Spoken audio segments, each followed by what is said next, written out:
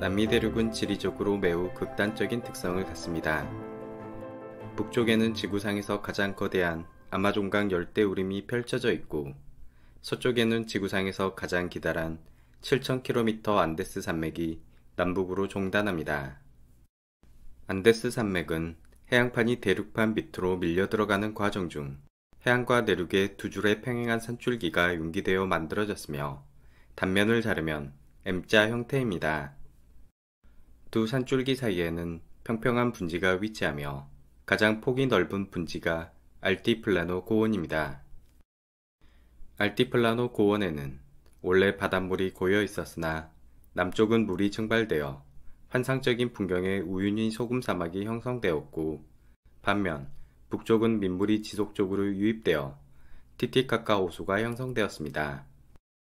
해발 3,800m의 티티카카 호수 주변은 목초지가 풍부해 기원전 3000년경부터 과나코, 라마, 알파카, 비쿠냐와 같은 낙타종이 최초로 사육되었습니다.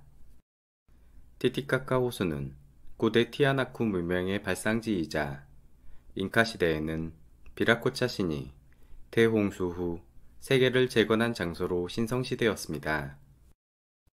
안데스 산맥의 가장 높은 산은 6,960m의 아콩카과 산으로 이를 경계로 중부 안데스, 남부 안데스로 구분합니다. 표시된 중부 안데스 지역이 잉카 제국의 영역과 일치하며 남미 대륙에서 유일하게 문명이 꽃피운 곳입니다. 기원전 3000년경 중부 안데스의 해안가 지역에서 카랄 숲의 피라미드를 건설했던 노르테치코 문명이 시작된 이후 기원전 1000년경 차빈 시대부터 문명의 중심축은 안데스 고지대로 이동했습니다. 안데스 지역은 고도에 따라 500m 이하의 해안지대 코스타, 500에서 2000m 사이의 융가, 2000에서 3500m 사이의 케추아, 3500에서 4000까지를 순위, 4000 이상 초고지대를 푸나로 구분합니다.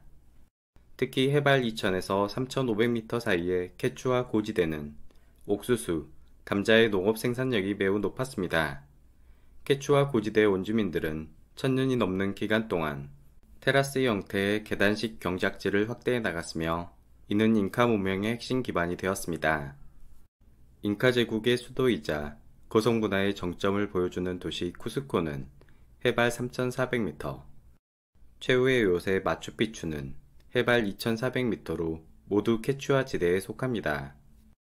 중부 안데스의 발전된 문명은 안데스 산맥과 아타카마 사막의 지리적 한계에 가로막혀 남미 대륙 전체로 퍼져나가지 못했습니다. 아타카마 사막은 거의 비가 내리지 않는 지구상에서 가장 건조한 곳입니다. 비가 내리지 않는 첫 번째 이유는 높은 안데스 산맥에 의한 팬 현상 때문입니다. 두 번째 이유는 차가운 홈볼트 해류에 의해 바다에서 상승 기류가 형성되지 않아 비구름이 만들어지지 않기 때문입니다. 수년에 한 번 따뜻한 해류가 차가운 홈볼트 해류를 밀어내는 엘니뇨 현상이 발생하는데, 이때 전 세계에 기상이변 피해가 속출하곤 합니다. 아타카마 사막은 시야가 항상 청명하기 때문에 수많은 세계적 천문대가 자리 잡고 있습니다. 깊은 모래 언덕과 바위의 황량한 풍경은 화성과 매우 흡사하여 나사는 이곳에서 화성 탐사 로봇 테스트를 자주 수행합니다. 지구의 허파로 불리는 아마존 열대우림은 남미 대륙의 3분의 1을 차지하고 있으며, 서쪽의 안데스 산맥, 북쪽의 기아나 고원, 남쪽의 브라질 고원이 둘러싸고 있습니다. 아마존은 매일 비가 내릴 정도로 다습하며 열대우림이 빽빽하게 들어서 있어 문명 도시가 발전하기 힘든 환경이었습니다. 만약 고대의 문명이 발전했더라도 밀림의 강한 산성 토양과 습한 기후 때문에 유물이나 유골이 모두 파괴되어 그 흔적을 찾기가 매우 어렵습니다. 다만 마지막 빙하기 시대인 12,000년 전쯤 아마존은 열대우림이 아닌 사바나 초원에 가까운 환경이었으며, 당시 고대인들은 자신들의 문화를 암벽화에 새겨놓았습니다. 브라질 동부 페드라프라다 암벽화에는 창과 덫을 이용해 동물을 사냥하는 모습이 묘사되어 있습니다. 페드라 핀타다 지역의 독특한 격자무늬 암벽화는 49개의 행렬로 구성되며 일종의 고대 달력으로 추측합니다. 콜롬비아 오지 밀림에 위치한 세라니아 린도사 절벽 암벽화는 규모가 매우 크고 높은 절벽에 그려져 있습니다. 때문에 미켈란젤로 천장화에 빗대어 고대인의 시스티나 성당으로 불리기도 합니다. 성공적인 사냥을 기원하는 신성한 작품을 오래도록 보존하기 위해 의도적으로 높은 절벽을 선택하고 나무탑 위에서 힘든 작업을 수행했던 것으로 보입니다. 암벽화에는 라마, 곰포데어, 멸종된 말 히피디온 및 고대 낙타가 세밀하게 묘사되어 있으며 특히 거대한 나무늘보 메가슬로스를 표현하기 위해 사람들보다 훨씬 크게 그려넣은 점이 돋보입니다. 아마존 북쪽에 위치한 기아나 고원에는 웅장하고 독특한 형태의 산들이 즐비합니다. 꼭대기가 평평하고 수직으로 솟아오른 탁자 형태의 산을 현지어로 신들의 집을 뜻하는 테푸이라 부릅니다. 태고적 신비함을 간직한 테푸이는 공룡이 번성했던 2억 년 전에 만들어졌습니다. 이 중 가장 규모가 큰 로라이마 산은 수직 절벽 높이만 1000m에 달할 정도로 환상적인 장관을 뽐내며 절벽에서 수직 낙하하는 앙헬 폭포는 세계에서 가장 높은 폭포로 알려져 있습니다. 사리사리냐마 산 정상에는 수직으로 뚫린 원형 싱크홀이 존재하며 그 깊이가 350m에 이르러 모험가들의 탐험 욕구를 자극하는 장소입니다. 코난 도일의 소설 잃어버린 세계와 픽사의 애니메이션 업이 기아나 고원을 모티브로 만들어진 작품입니다. 용암 분출에 의해 만들어진 브라질 고원은 브라질 전체 면적의 반을 차지하고 있으며 개발이 이루어지지 않아 인구 밀도가 매우 낮습니다. 브라질의 최대 도시 상파울루와 리우데 자네이루가 브라질 고원의 남쪽 끝 해안가에 위치하고 있습니다. 남미 대륙에서 가장 비옥한 곡창지대인 아르헨티나의 팜파스 평원은 온대 기후에 광활한 목초지가 펼쳐져 있어 얼핏 보면 문명이 발전하기 가장 좋은 환경으로 생각됩니다. 하지만 미 대륙에서 문명이 발전하지 못했던 것처럼 면적이 너무 넓어 인구 집약이 이루어질 수 없었고 원주민들은 평원을 떠도는 수렵 채집 생활을 지속했습니다.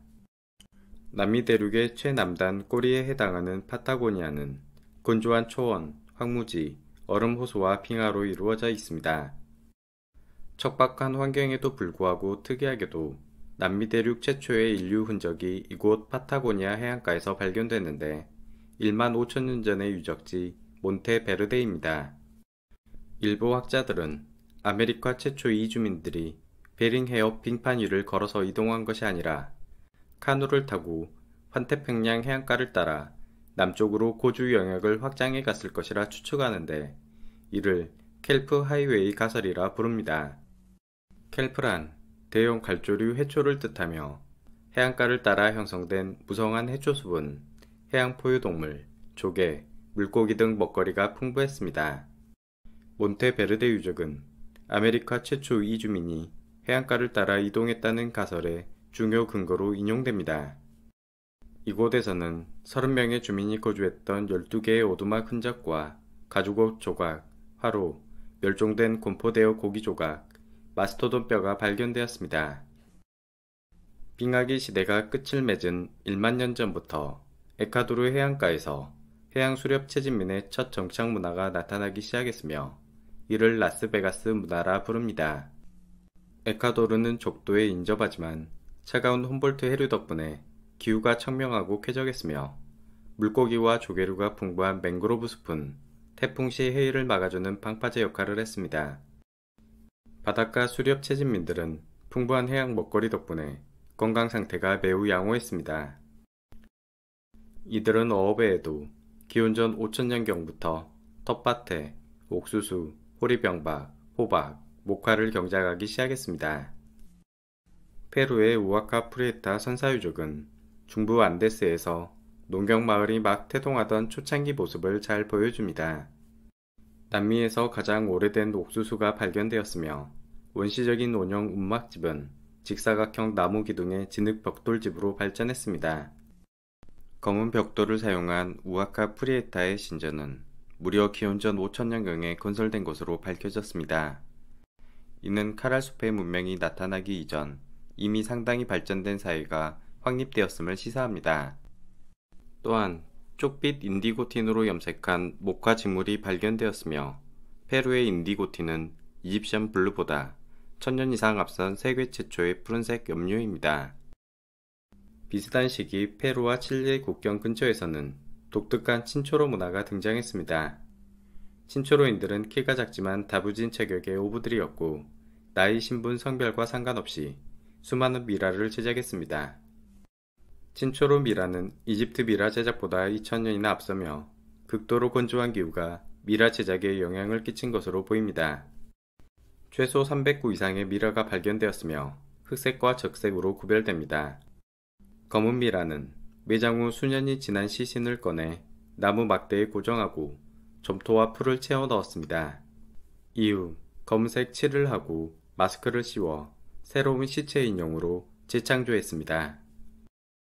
붉은 미라는 사망 직후 장기를 적출해 건조시키고 목탄과 재로 속을 채워 넣었으며 발광성 붉은 황토 안료를 칠해 마무리했습니다. 친초로 인해 미라 풍습은 안데스 문화에도 전파되었으며 잉카인들은 웅크린 태아 자세에 가죽과 천을 여러 겹으로 둘러싼 미라를 제작했습니다. 남미 대륙의 대략적인 지리적 특징들과 문명이 나타나기 이전의 선사 문화를 살펴보았습니다. 다음 영상에서는 초창기 남미 문명의 유적과 발전 모습을 알아보겠습니다. 끝까지 시청해 주셔서 감사합니다.